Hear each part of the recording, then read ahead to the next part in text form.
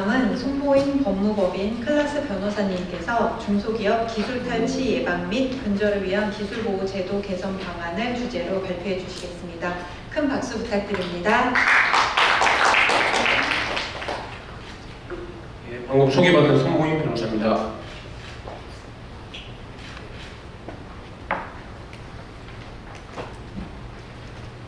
예, 발표를 시작하겠습니다. 제가 앞에서 이제 워낙 잘 힘든 점이나 이런 것들을 잘 설명해 주셔서 그런 기업을 좀 많이 주변에서 경험을 많이 하다 보니까 진짜 마음이 좀 많이 아팠습니다. 그래도 뭐 잘 해결됐다고 하시니까 그런 부분에서 좀 방향성이나 저희가 뭐 저 발표 자료도 있지만 실제로는 이제 분쟁 조정이나 이런 부분에서 행정기관이 좀 나서서 좀 도와주시면은 잘 해결될 부분이 있고, 실제로 가장 어려웠던 그런 점을 이제 여러 대표님들 얘기하시지만 가장 힘든 게 이게 되는 건지 안 되는 건지, 그러니까 이게 되면은 된다, 이게 이제 침해면 침해고 아니면은 이게 문제가 안 돼서 사업에 열중해야 된다, 이런 식의 어떤 판단할 수 있는 그런 자문이나 이런 것들이 충분히 이루어져야 되는데 그런 게 안 되니까 계속 이 사안에서 계속 끌려다니시는 거거든요. 그러다 보면 이게 굉장히 힘들어지는 부분이 있는 거고, 그리고 실제로 조정이나 이런 게 제가 겪은 기업은 한 7년이 걸렸어요. 조정에 이르기까지. 네. 막 여러 군데서 분쟁을 하다가 최종적으로는 이제 합의가 이루어졌는데 그게 거의 7년이 걸렸거든요. 그래서 그러면 그 기업은 그때까지 살아남았었느냐? 그렇지 않았고요. 실제로는 그 기업은 그냥 사업자 등록증만 놔둔 상태에서 이거를 그만둘 수도 없는 상태에서 계속 그 대표님이 혼자서 다른 밥벌이를 하시면서 그런 것들을 하는 그런 사례도 있고 해서, 하여튼 오늘 기회를 통해서 좀 잘 해결될 수 있는 방안이 모색이 되었으면 좋겠습니다. 네, 발표 시작하겠습니다.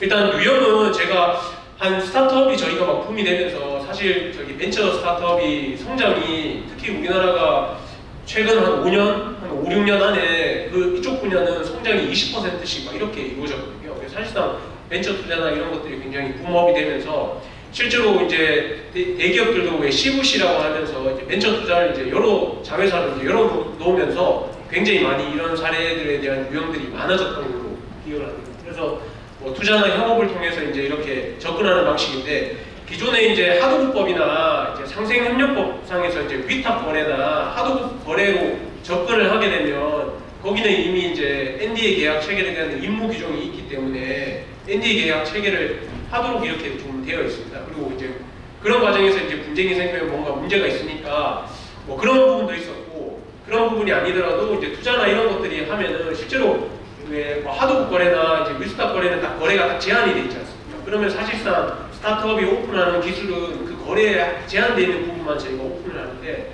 보통 이제 투자를 하면 실제로 스타트업이 가장 필요한 이제 자본에 대한 그런 부분을 얻을 수 있는 부분이기 때문에 사실상 현재 가지고 있는 기술뿐만 아니라 앞으로 이 기술이 어떻게 발전을 하고 어떻게 할 것까지에 대한 기술 로드맵까지, 그리고 거기다가 재무 상태라든지 이런 여러 가지 영업 금융에 관한 정보를 거의 대부분을 제공하게끔 이런 식으로 되어 있습니다. 그래서 그렇게 이제 자연스럽게 접근하면서 이제 기술 자료나 이런 것들이 이제 제공되는 경우가 많았고요.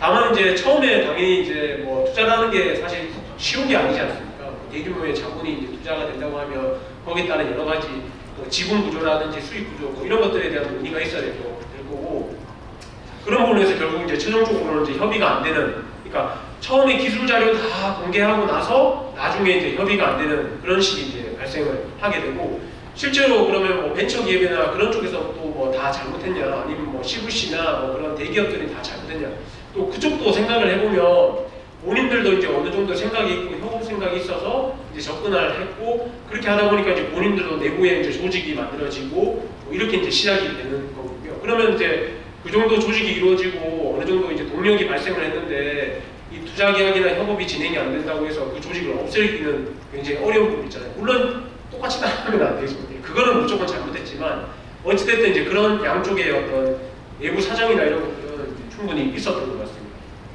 그래서 어찌됐든 이런 유형으로 이제 스타트업 기술 탈취 유형이 최근에 많이 문제가 되고 있다라는 것을 알 수 있을 것 같고요.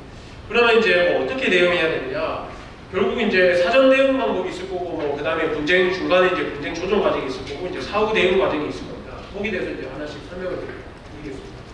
일단 사전 대응은 먼저 그 기술을 갖고 있는 이제 스타트업의 이제 인식 개선, 당연히 요즘에는 이제 이런 것들이 굉장히 많이 알려져서 많이들 이제 잘하고 계시지만, 어찌됐든 그 스타트업들이 이제 거기에 대한 인식 개선을 해야 되는데, 실제로 이런 기술 탈취나 이런 것들은 뭐 대표이사나 경영진에 의해서 이루어지는 것은 아니고, 실제로 이제 실무자들 선에서 그런 자료를 좀 있으면 좀 줘보세요, 뭐 이런 식으로 이제 이루어지고, 이제 그런 것들이 주어지기 때문에 그 실무자 레벨에서까지 좀 인식 개선이 이루어져야 되지 않을까라는 부분이고요. 그리고 이제 그 영업 비밀 유지, 그러니까 비밀 유지 계약, 뭐 당연히 이제 체결하자고 요구하면 상대방이 잘 응하지 않는 경우도 있는데, 사실상 이제 아까 전에 이제 뭐 법인이 설립되지 않아서 그렇다 이제 이런 것도 있지만, 실제로 가장 좋은 비밀 유지 계약은 그 개인, 그 영업 비밀을 가지고 한 개인한테 계약을 체결하는 게 가장 좋습니다. 예, 왜냐하면 여기는 안 나오지만 사실상 이제 그렇게 계약이 체결이 되면 이제 추후에 그 형사적인 고소라든지 이런 데서 굉장히 유리한 부분이 있기 때문에, 실제로 이제 그 개인한테 계약을 체결하는 게 가장 좋다. 그래서 만약에 뭐 법인이 설립이 안 돼 있다고 하면 그 개인하고 계약을 그렇게 체결하시면 됩니다. 어찌됐든 이제 비밀유지 계약 체결이 이제 가장 중요한데, 그 이유는 그럽니다.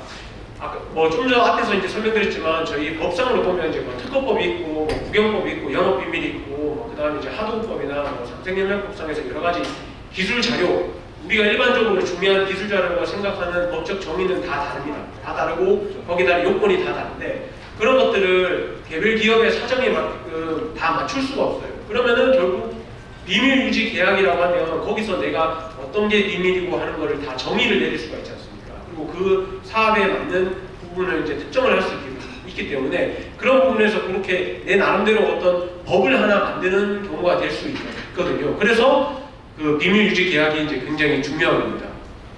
그래서 이제 비밀 유지 계약 체결을 뭐 상대방이 요구하지 않는다고 하더라도 이제 이런 것들을 요구할 필요가 있을 것 같고요.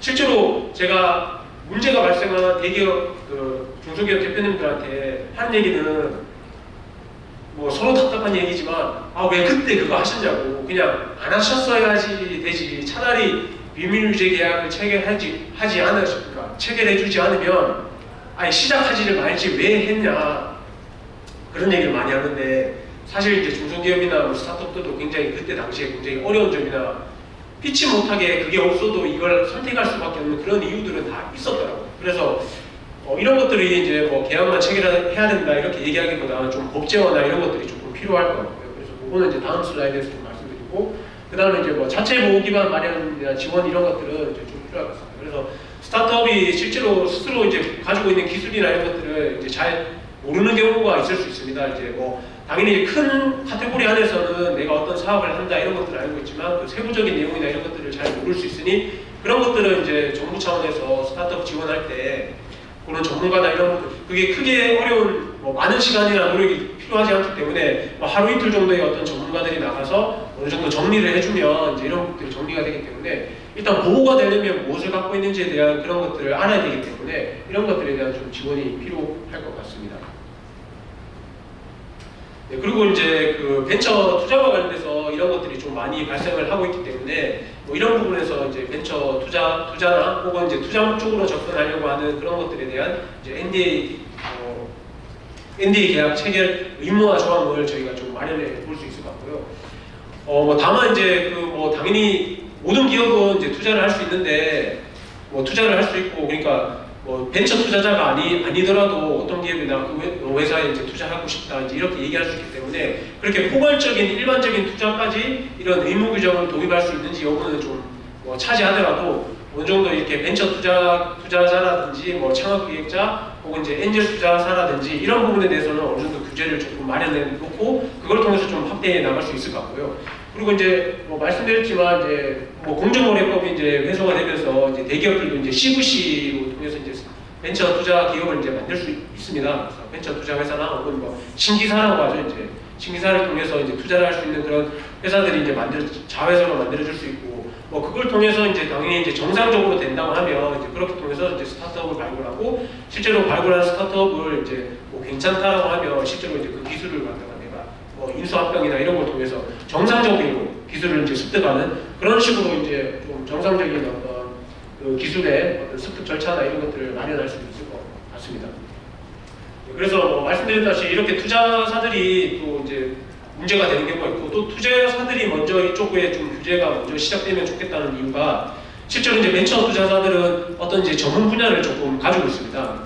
그러니까 뭐 우리는 이제 농업 분야에 투자하는 뭐 펀드를 운영하고 있습니다. 이런 식으로 이제 되어 있기 때문에 실제로 어떤 그 스타트업에 접근해서 이제 그 기술을 내가 어느 정도 얘기를 들으면 사실 이제 본인은 이제 투자를 위해서 이제 다른 분들을 굉장히 많이 만나게끔 돼 있잖아요. 그래서 유사한 부분을 만나고 그런 부분에서 또 뭐 만약에 내가 실제로 그 벤처 투자 회사가 이제 투자를 했다고 하면 그 여러 가지 이제 자문이나 이런 걸 하게 되는데 그렇게 좀 자연스럽게 이제 그런 내용들이 이제 흘러나오는 뭐 그런 경우도 있기 때문에 이런 부분에서 좀 실제로 이런 NDA 계약 체결 의무가 진행된다고 하면 이런 쪽에서 먼저 시작하면 좋을 것 같다. 이렇게 해서 이제 조금 확대하면 어떨까라는 생각을 해보았습니다. 네, 분쟁 조정. 실제로 이제 분쟁 조정이라고 하는 거는 사실 이제 1대1로 사실 얘기를 하면 조정이 안 됩니다. 왜냐하면 각자 입장이 있고 향후에 내가 어떤 입장을 펼쳤을 때 예를 들면 뭐 대기업이나 뭐 상대방에서 그래 너희들 조정 한번 해보자라고 적극적으로 나갔을 때는 그런 입장이 나중에 법적으로 불리한 입장이 될 수 있기 때문에 그런 것들에 대한 뭐 그러니까 서로 어느 정도 양보라고 하죠. 그 상대방의 주장을 인정하면서 내 주장을 이렇게 얘기할 수 있는 그런 상황이 마련되기가 굉장히 어렵기 때문에 중립적인 기관이 이제 굉장히 필요하고 따라서 이제 여러 이제 그 조정 기관이나 이런 것들이 굉장히 많지만 사실상 그런 조정 기관이 말 그대로 진짜 중립적 뭐 제3자 혹은 이제 그런 입장이라면 사실 그거는 이제 또 조정이 될 수가 없는 상황이죠. 왜냐하면 적극적으로 뭔가 조정을 해서 임해야 되는데 뭐 제3자 입장에서 단순히 중립적인 입장이라면 결국 아무것도 안 하는 그런 게 될 수 있기 때문에 사실상 이제 행정기관이 이때 좀 많이 나서주면 이제 굉장히 많이 도움이 될 것 같습니다. 그리고 이제 이런 과정에서 또 뭐 스타트업이 아까 전에 말씀드렸듯이 이제 불확실한 상태, 그러니까 내가 이 상황에서 기술 침해를 뭐 주장을 했을 때 마지막에 이제 어떻게 될 건지에 대한 예측이 굉장히 어려운 부분이 있습니다. 그런 부분에서 이제 전문가들이 이제 뭐 어떤 뭐 자문 형태라든지 의견서를 만들어주면 그런 부분에 이제 굉장히 많이 도움이 될 것 같습니다. 네, 그리고 이제 이게 그 분쟁 조정 단계라는 게 결국 이제 행정기관이 이제 참여를 하다 보면 행정기관이 어떤 조사권을 가지고 있고 이제 조정권을 이제 같이 갖고 있어서 그게 조금 이제 애매한 경우가 있습니다. 사실 뭐 예를 들면 이제 어떤 조정권을 갖고 있는 조정의 조사관이 행정 조사를 하는 조사관이 조정까지 하는 거는 이게 약간의 어떤 뭐 압박이 그러니까 직접적인 압박. 그러니까 너가 이렇게 조정을 하지 않으면 나 이렇게 행정 조사 과정에서 뭐 이렇게 뭘 할 거야 이런 식이 될 수 있기 때문에 그런 부분은 조금 절차를 분리하거나 혹은 뭐 별도의 이제 조정원을 만든다든지 뭐 공정거래위원회에 관련된 경우에는 이제 공정거래에 저희가 신고를 하면 조정원으로 가서 이제 조정을 이제 먼저 선진행이 되고 그거하고 별개로 이제 조사가 이루어지는 뭐 이런 식으로 이제 어느 정도 분리나 이런 것들이 조금 필요할 것 같습니다.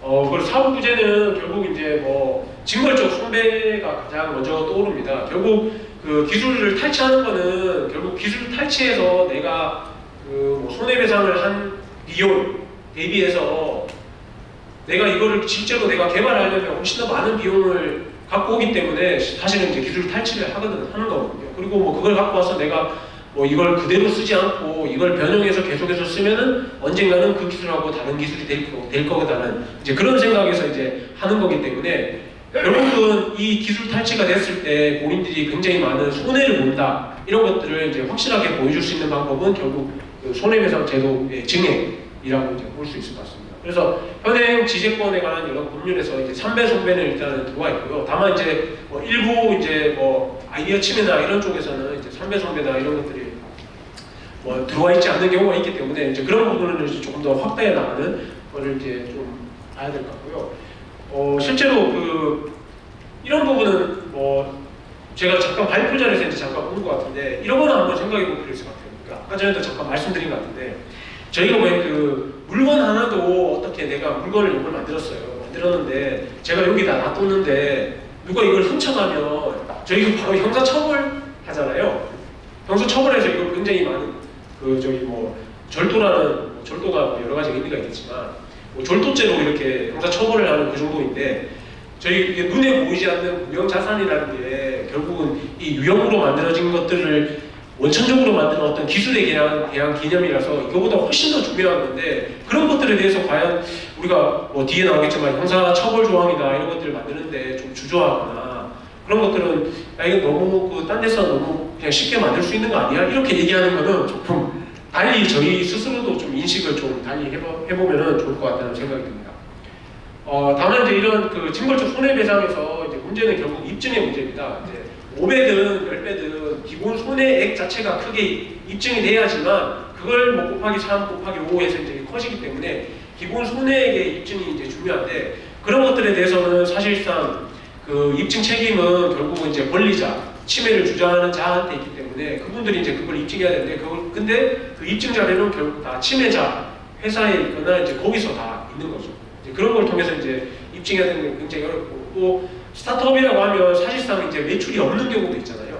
그러면 실제로 이 손해라는 게 사실 굉장히 입증하는 객관적으로 입증하는 건 굉장히 어려운 부분이 있습니다. 그런 부분에서 좀 입증이나 이런 것들, 그 다음에 입증에 있어서의 어떤 증거 자료의 수집 같은 것들 그런 것들을 이제 조금 보완할 수 있는 제도가 마련될 수 있으면 좋을 것 같습니다. 그래서 뭐 증거 제도를 강화하는데 실제로 이제 뭐 문서 제출 명령 제도라든지 법원이 강제로 어떤 문서를 제출하라 이런 것들이 있긴 있지만 제출 안 했을 때 뭐 특별하게 물론 이제 그 법에서는 그렇게 돼 있습니다. 제출 안 했을 때 상대방이 주장하는 사실을 사실로 인정해 준다라고 돼 있는데 실제로 그게 쉽지가 않습니다. 단순히 그렇게 법조문으로만 이루어지지 않아서 그런 부분에서 실제로 불응했을 때 어떤 강제적인 조치라든지 뭐 패소를 바로 한다든가 뭐 미국이나 이런 데서는 실제로 그런 것들을 하고 있기 때문에 그런 것들에 대한 이제 강제 조치가 마련이 필요할 것 같고 실제로 뭐 한국형 디스커버리라고 해서 미국의 어떤 증거 개시 절차 제도 이런 것들을 이제 마련하는 그런 것들도 이제 저희가 좀 생각을 할 수 있을 것 같고요. 또 뭐 지금 뭐 민주당 쪽에서 이렇게 좀 발의가 된 건데 이제 중립적인 지위 어떤 전문가 현장 제도라고 해서 이제 문제가 되는 게 이제 양쪽에서는 이렇게 얘기하거든요. 내가 이 증거 자료를 주면 너희 회사한테 가게 되고 그러면 결국 경쟁기업한테 이 자료가 넘어가기 때문에 나는 줄 수 없다. 이게 거의 대부분의 제출할 수 없는 이유입니다. 그렇다고 하면 결국 이제 중립적인 어떤 조사관이라고 하는 그런 조사관을 두고 그분을 통해서 어떤 양측의 제도 그 증거들이 다 제출되게 되고 그분이 어떤 뭐 조사를 해서 어떤 보고서라든지 그런 형태를 통해서 그 뭐 재판부의 어떤 보고서 형태로 낸다고 하면 실제로 이제 그 내용 자체는 그 양쪽에 이제 공개되는 건 아니니까 그런 부분에서 좀 보완이 될 수 있는 그런 부분이 있을 것 같습니다. 네, 그리고 이제 뭐 형사적으로나 이제 행정조사했을 때 행정기관이 갖고 있는 어떤 자료도 실제로 이 각 당사자, 피해 당사자들이 볼 수 있는 그런 절차도 좀 마련해 줄 수 있을 것 같고요. 그리고 이제 그 마지막으로 이제 그 아이디어와 관련돼서는 실제로 그 법 조문에 이렇게 되어 있습니다. 이제 아이디어를 보호해주긴 하지만 널리 알려진 것은 보호해주지 않는다. 이런 식으로 되어 있거든요. 근데 실제로 침해하는 사람이 그러면서 이제 문제가 되는 게 결국 침해를 주장하면 상대방은 전 세계에 있는 자료를 그때서야 다 뒤져가지고 이거는 여기 나와 있고 이거는 저기 알려주고 저기 알려주고 이렇게 얘기하고 근데 그분들이 그러면 침해할 때 그 자료를 다 조사했느냐? 아니요. 그때는 안 했잖아요. 그때는 안 하고 우리 거 여기 있는 걸 그대로 그냥 갖고 갔거든요. 그렇다고 하면 그걸 사후적으로 그렇게 찾은 걸 갖고 인정해 줘야 되는지 그런 부분은 한번 고민해 봐야 되는데 실제로 그 널리 알려진 것에 대한 그런 의미를 조금 제한 해석하는 것도 이제 물론 이제 일부 그 교수님이나 학자분들께서 이제 그렇게 얘기를 하고 있지만 실제로 법원에서는 조금 엄격하게 보고 있다는 그런 문제도 조금 있는 것 같습니다. 네, 그리고 행정조사와 관련해서는 당연히 이제 행정조사 범위가 조금 확대돼야 된다라는 필요가 있고요. 사실상 지금 그 영업비밀에 준하는 내용이 아니면 사실 행정조사권을 발동을 하지가 않고 다만 이제 특허 차원 같은 경우는 이제 일부 아이디어와 관련해서 어떤 조사를 하는 경우는 있습니다. 하는 경우는 있지만 실제로 그걸 통해서 어떤 행정처분 보통은 이제 공정위 이제 하도 관련돼서 이제 기술자료 유용 행위를 하면 이제 거의 과징금이나 이제 형사고소까지도 이어지는 그런 절차가 있는데 실제로 그 외에 나머지 행정기관이 갖고 있는 행정처분이라고 하는 것은 이제 공고하는 거거든요. 공고.